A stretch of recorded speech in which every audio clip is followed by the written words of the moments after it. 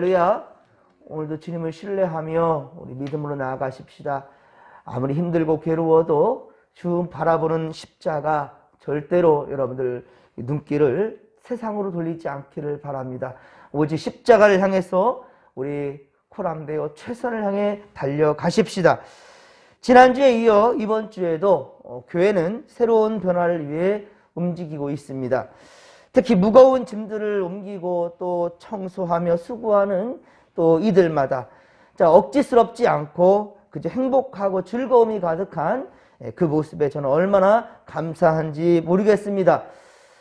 저는 지금 먹개 치료를 받는 중이라 힘껏 함께 도와주지 못해 참 마음 미안하지만 참 제가 저 또한 역시 앉을 수가 없어서 계속 서서 서성거려 보는데요. 하지만 또 피곤하지만 마냥 그렇게 행복하고 즐겁습니다. 우리 성도님들 중에서도 또 힘이 되지 못하여서 참 어찌할 바를 모르지만 성전을 또 오가면서 또 감격해하고 감사하고 또 하나님께 또 찬양이 되는 그런 성들도 있고요. 또 일꾼들을 위해서 식사를 대접하고 또 간식을 좀 나누고 또 헌금으로 또 함께 힘을 보태는 많은 성도들, 좀 하나님의 기쁨이 되고 있습니다. 그렇습니다. 교회는 합력하여 선을 이루는 것입니다. 그리고 우리의 정성이 모두어질 때 교회는 우리에게 매우 귀중하고 귀한 그러한 곳이 될 것입니다.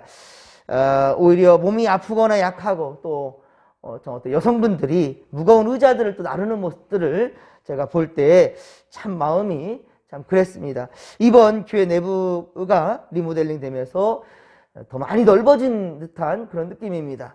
이제는 우리가 빈자리를 또 그렇게 채워가며 부흥의 시작이 되기를 바랍니다. 자, 어제까지 방마다 도배를 이제 다 마쳤습니다. 이제 교회 현관 바닥 공사와 그리고 교회 출입문과 에어컨을 다는 작업들을 계속해서 이어갈 것입니다.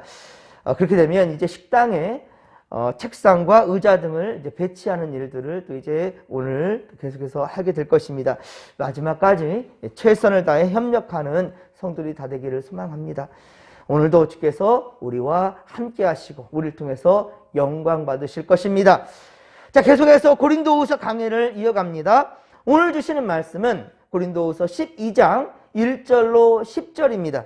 사도 바울이 경험한 영적 체험, 사도 바울이 경험한 영적 체험에 대한 이야기입니다. 주께서 바울에게 보여주신 그렇습니다. 환상과 계시의 말씀입니다. 1절에 보면 내가 부득불을 자랑하노니 라는 말을 보면 2절에 14년 전에 셋째 하늘에 이끌려 간 자는 바로 바울 자신이라는 것을 알 수 있겠습니다. 그리고 환상과 계시, 곧 옛시대에는요 하나님께서 자신을 특별하게 나타내셨던 그 특별 계시의 한 방법이 바로 환상과 계시였습니다. 민수기 12장 6절에 보면 너희 중에 선지자가 있으면 나 여호와가 환상으로 나를 그에게 알리기도 하고 꿈으로 그와 말하기도 한다. 꿈으로 그와 말하기도 한다라고 말씀하셨습니다. 그렇습니다. 하나님은요 지금도 때때로 사모하는 자에게 꿈과 그리고 환상으로 보여주시고 말씀해 주시기도 하십니다. 일반적으로 셋째 하늘, 셋째 하늘은 이렇게 표현될 수 있습니다. 먼저 첫째부터 본다 한다면 첫째 하늘은 하늘이 나는 우리 눈앞에 보여지는 궁창입니다. 이 창공, 우리 눈앞에 펼쳐지는 이 창공, 이게 바로 첫째 하늘이라 할 수 있어요. 새들이 날아다니는 이 하늘. 둘째 하늘은 해, 달, 별. 해, 달, 별들이 있는 하늘. 그 하늘을 우리가 둘째 하늘로서 그렇게 이해됩니다. 그리고 마지막 셋째 하늘은 사도 바울이 14년 전에 환상 중에 그렇게 올라간 이 셋째 하늘. 이것은 하나님께서 계시고 그리고 천사들이 거하는 가장 높은 하늘입니다. 4절에 보면 이 바울은 이것을 바로 낙원으로서 표현합니다. 이곳은 우리가 또한 천국이라고도 부르는 곳입니다. 누가복음 16장 22절, 누가복음 16장 22절에 예수께서 하신 부자와 거지 나사로의 그 이야기에서 나사로가 죽은 후에 그렇게 들어간 곳, 바로 아브라함의 품, 이 아브라함의 품이나 또한 누가복음 23장 43절에 십자가 위에서 이 회개한 강도, 이 강도에게 약속한 낙원, 이 낙원이 다 같은 곳입니다. 특히 히브리서 12장 22절에 말한 하늘의 예루살렘, 자, 하늘의 예루살렘이라고 표현하였는데 바로 이것 또한 역시 낙원이요 천국, 하나님 나라입니다. 그렇습니다. 사랑하는 성도 여러분, 영원하신 하나님께서는 영광스러운 천국을 우리에게 예비하고 있다는 것입니다. 에녹은 일찍이 그곳으로 올라갔습니다. 죽지 아니하고 그렇게 들림받은 에녹. 그리고 엘리야 또한 역시 죽음을 맛보지 아니하고 그렇게 승천하게 되었지요. 또한 예수님께서 그곳으로 바로 40일 동안 부활하신 이후에 제자들과 40일 동안 이 땅에 함께 하시다가 모든 사람들이 보는 앞에서 승천하셨는데요. 그것이 바로 하나님 나라 낙원이요 천국이란 말입니다. 천국은 구원받은 또한 하나님의 자녀들에게 그래서 약속된 기업입니다. 이것을 여러분들 믿으시고 이후에 반드시 지금 믿는 이 믿음대로 정말 하나님 예비하신 천국으로 다 들림받게 되기를 주님의 간절히 축원합니다. 그러나 여러분, 사람이 거듭나지 않고는 그곳에 갈 수 없습니다. 이전 것은 지나갔으니 보라 새 것이 되었습니다. 아무리 과거에 어떻다 할지라도 지금 여러분들의 헌신과 수고요 지금의 믿음이 없다 한다면 절대로 우리는 주님 예비하신 나라로 갈 수 없다는 것 또한 역시 우리 알아야 될 것입니다. 항상 처음 믿음 그대로 그리고 지금 이 모습 이대로 코람되어 하나님 앞에서 정직한 믿음으로 나아갈 수 있기를 주님을 간절히 축원합니다. 또한 모든 죄인들과 악인들은 그곳에 들어갈 수가 없습니다. 천국에 들어갈 자들은 반드시 예수 그리스도를 믿음으로 사죄함과 의롭다 하심, 그것을 받아야만 들어갈 수가 있습니다.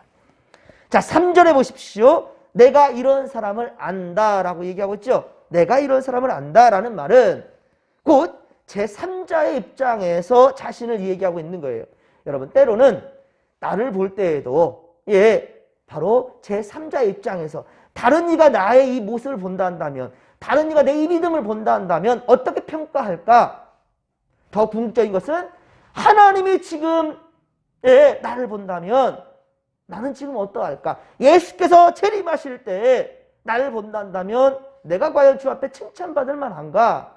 나는 과연 주님 앞에 그렇게 함께 더불어서 주님 나라 갈 수 있을까?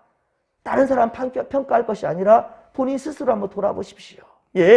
때로는 제3자 입장에서 바라볼 필요가 있다라는 말이에요. 네, 바울 또한 역시 그 제3자 입장에서 내가 이런 사람을 안다라고 그렇게 말하고 있네요. 그가 몸 안에 있었는지 몸 밖에 있었는지를 알지 못할 정도로 바울은 그렇게 황홀경에 지금 빠져 있다라는 거예요. 영적으로. 지금도 이런 영적인 체험을 하는 성도들이 있는데요. 이것을 바로 우리가 입신하였다라는 그런 표현을 씁니다.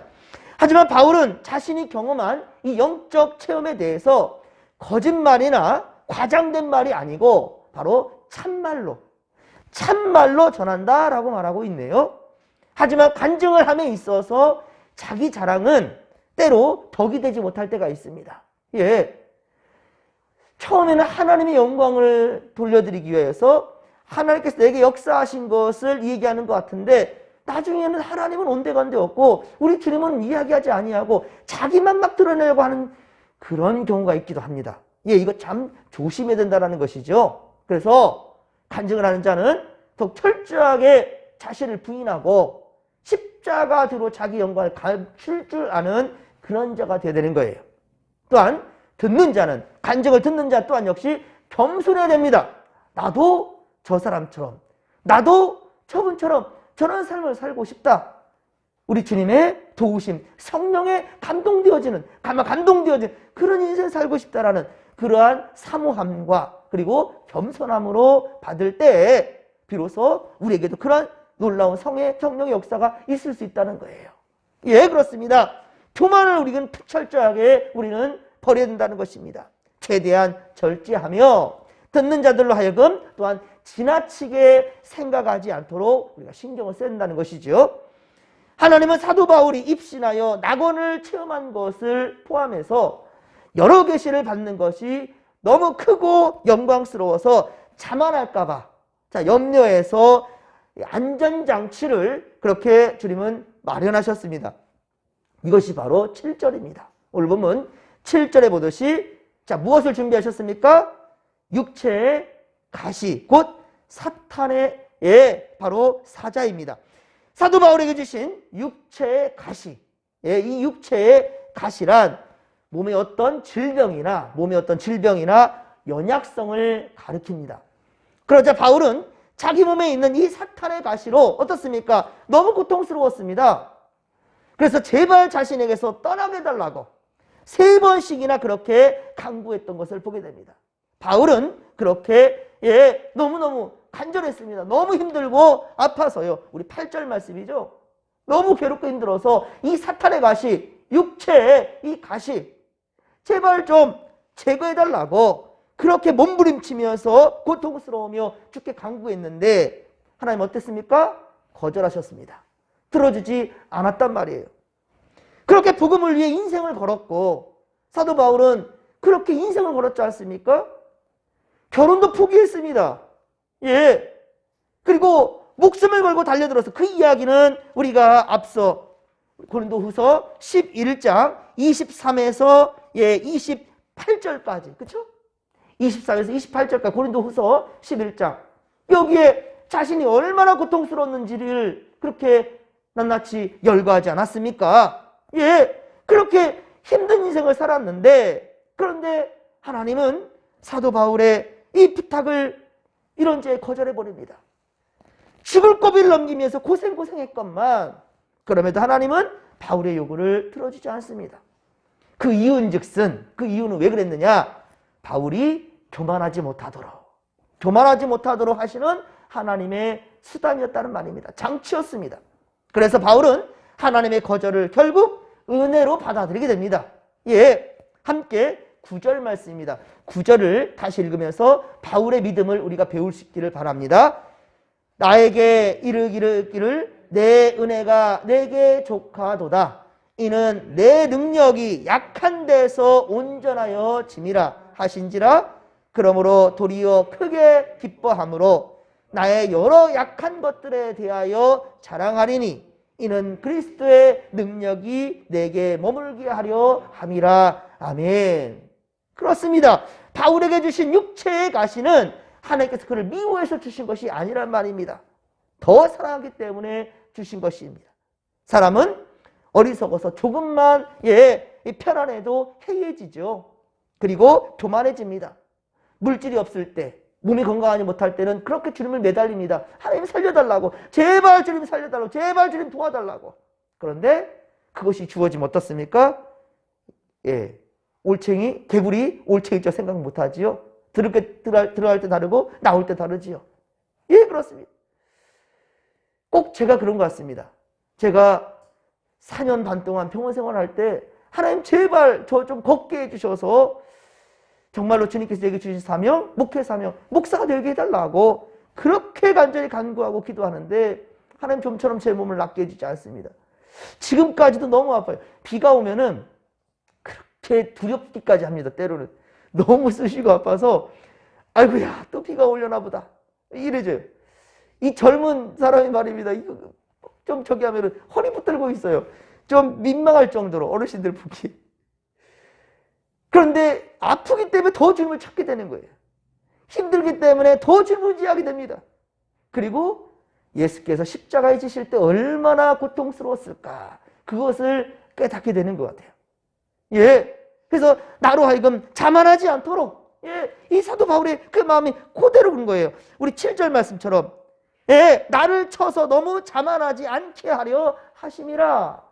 앞에서는 어떤 한 사람을 안다라고 3절에서도 그렇죠. 2절에서도 한 사람을 안온이라고 얘기했다가 우리 7절에서는 그냥 팍 자기 말 나가버린 거예요. 나를 쳐서 너무 자만하지 않게 하려 하심이라. 예, 본격적으로 자기 얘기를 하는 거예요. 예? 교만하지 않도록, 자만하지 않도록.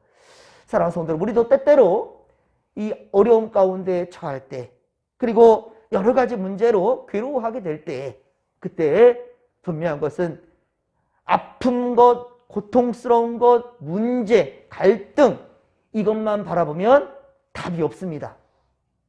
그 아픔과 시련, 고통, 문제를 딱 바라볼 때에 그 눈을 다시금 십자가로 돌리십시오. 주님을 바라보십시오. 그러면 그곳에 반드시 답이 있을 줄로 믿으시기 바랍니다. 여러분, 히브리서 12장 8절, 히브리서 12장 8절에 보면 징계는 다 받는 것이거늘 너희에게 없으면 사생자요 친아들이 아니니라 라고 말씀하고 있습니다. 예, 징계는 다 받는 거래요. 만약에 그 징계가 없다 한다면 친아들이 아니랍니다. 근데 우리 아이들이 잘못했을 때 매를 듭니다. 혼냅니다. 내 자식 아니라면 그렇게까지는 안 해요. 하지만 내 자식이니까 예, 그 징계도 하는 겁니다. 칭찬도 하는 거고요. 내 자식이니까, 내가 사랑하니까 잘못된 길로 가지 않도록, 더 예수님 잘 믿도록 그러기 위해서 그러는 거예요. 앞으로도 우리는 하나님의 징계와 훈련 속에서 완전을 향해 더 한 걸음 더 나아가는 것입니다. 그러나 하나님께서는 바울의 연약을 통해서, 이거 연약함을 통해 충만한 능력으로 역사하신다는 거예요. 우리가 스스로 강하다고 느낄 때, 예, 나는 완벽해, 나는 할 수 있어, 다 했어.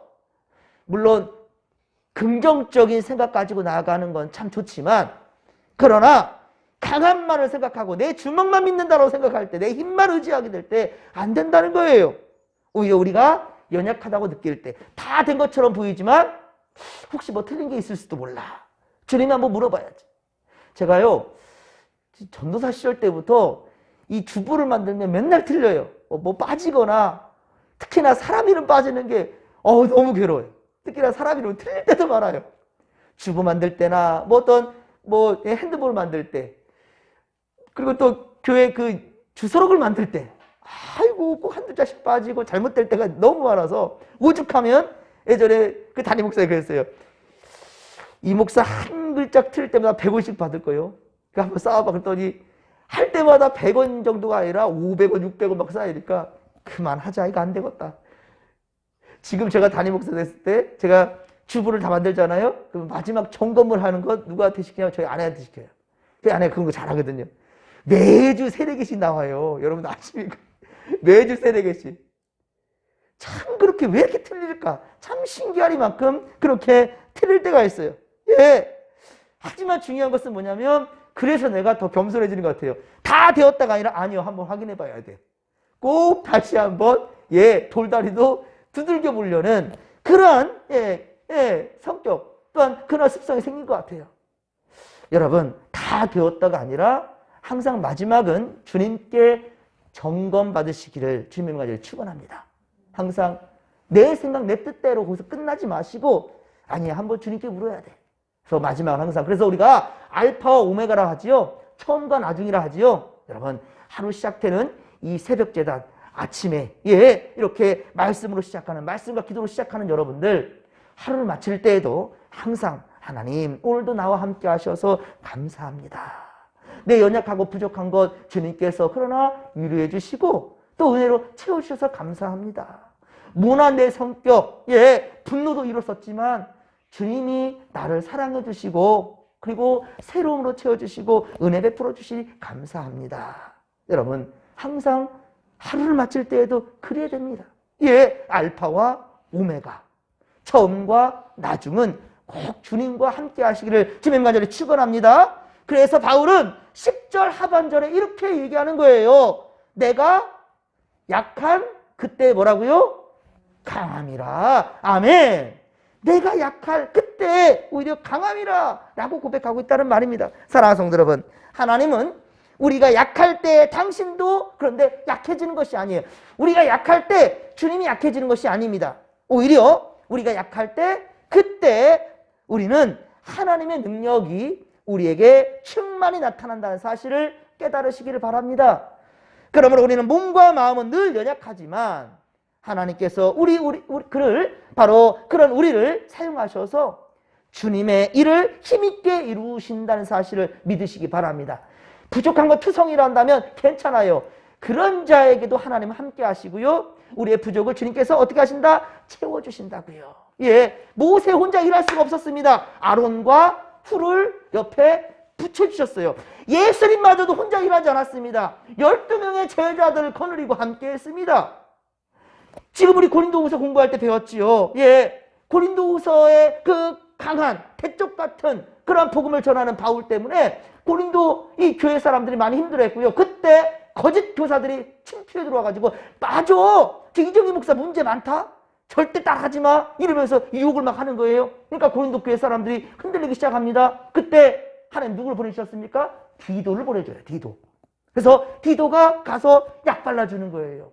그리고 이게 진리야. 이게 진짜야. 예, 여러분. 아버지가 매를 들었어요. 근데 어머니마저 매를 들었어요. 그 자식 어떻게 될까요? 어떻게 하라고요? 피할 곳이 없어요. 아버지가 매를 들었어요. 어머니는 불러서 이해시키고 약 발라줘야죠. 어머니가 혼냈어요. 아버지마저 똑같이 혼내면 그 자식 어떻게 하라고요? 예, 우리 진목교회도 여러 다양한 우리 성도들이 있어요. 직분자들이 있어요. 그러면 새 가족이 들 때 너무 어려울 수 있어요. 왜냐하면 똑같은 수준 높이에서 말씀을 전할 수가 없으니. 그래서 우리 직분자들은, 권사님들 특히 그래야 되는 거예요. 믿음의 어머니들입니다. 바로 연약한 성도들 불러다가 이런 일이 이렇게 되는 거야 라고 설명을 해주고 위로해주고 찾아가지고 권면해주고, 예, 이러면서 서로 합력한 소를 이룬다는 것이 바로 그런 것입니다. 이렇게 우리 진목교회가 멋지게 성장해 갈 수 있기를 주님과 저를 축원합니다. 그래서 약할 때 더 강함 대신 주님의 역사가 일어난다는 것. 세상에선 약한 것은 그냥 약한 것뿐입니다. 약한 것은 약한 것뿐이에요. 세상에서는. 그러나 주님 안에는 약함은 곧 강함이라는 거예요. 왜냐하면 나의 약함을 알기에 더욱 전적으로 주님을 의지할 수밖에 없기 때문이지요. 예, 우리는 바로 은혜로, 주님 주신 은혜로 그래서 함께 감당하며 함께 세워져 갈 수 있는 것입니다. 오늘도 바로 그런 하루가 되기를 소망합니다. 주님 안에서 보람되어 하나님 앞에서 이 하루 멋지게 한번 살아내십시다. 주여 잡자 부르며 기도하며 나갑니다. 주여, 주여, 주여. 살아계신 하나님 아버지, 고맙고 감사를 드립니다. 우리의 갈 길을 밝히 보여주시고 우리에게 선한 길로 인도해 주시는 주님, 하나님 감사합니다. 우리의 하나님 아버지 모난 성격들과 잘못된 아버지 가치관에 힘들어하며 괴로워한다 할지라도 주님께서는 반드시 우리를 붙들어 주시고 이 약함 중에 하나님께서 찾아와 주시고 우리의 부족을 채워주시며 위로해 주시며 우리 아버지의 선한 길로 또 한번 다시 고쳐서 인도해 줄로 믿습니다. 하나님 아버지요, 또한 우리가 너무 자만하지 않도록 도와주셔서 때때로 우리에게 아픔과 시련과 고통이 있을 때 여러 가지 문제들, 내가 해결할 수 없는 그런 문제 가운데 직면했을 때 하나님 아버지요, 그러나 분명히 그 문제 가운데에서 우리가 불평과 불만하며 세상에서 방법을 찾으려는 것이 아니라 분명한 것을 코람되어 아버지 앞에 나아갈 때 주님께서 우리에게 아버지요 참으로 해결해 줄 줄로 믿습니다. 우리를 더욱더 교만하지 않도록, 아버지 자만하지 아니하도록 주여 우리에게 여러 가지 시련을 준다라는 것을 우리가 알게 하시고 우리 아버지 아파할 때 더욱더 십자가를 바라보며 우리 하나님 아버지 위로함을 받을 수 있도록 세임을 얻을 수 있도록 주님의 은혜를 도와여 주시옵기를 원합니다. 더욱더 하나님 아버지 우리가 매일같이 말씀과 기도로 나아가게 하여 주시옵소서. 아버지여, 이 아침에 이 새벽에 우리 성도들이 아버지 말씀들을 붙들고 하루를 시작합니다. 세상의 소리들 듣기 전에, 세상의 일들 보기 전에 먼저 주님을 바라보는 우리 성도들을 칭찬하시고 또 이 하루를 마칠 때에도 하나님 함께 하신 것에 감사할 줄 알고 주님 아버지 믿음으로 나아가며 우리 주님 아버지 기쁨 되기를 원하올지니 주여 알파와 오메가가 되시는 처음과 나중 되시는 오직 하나님만 의지하는 믿음의 권속들 다 되게 하여 주시옵소서.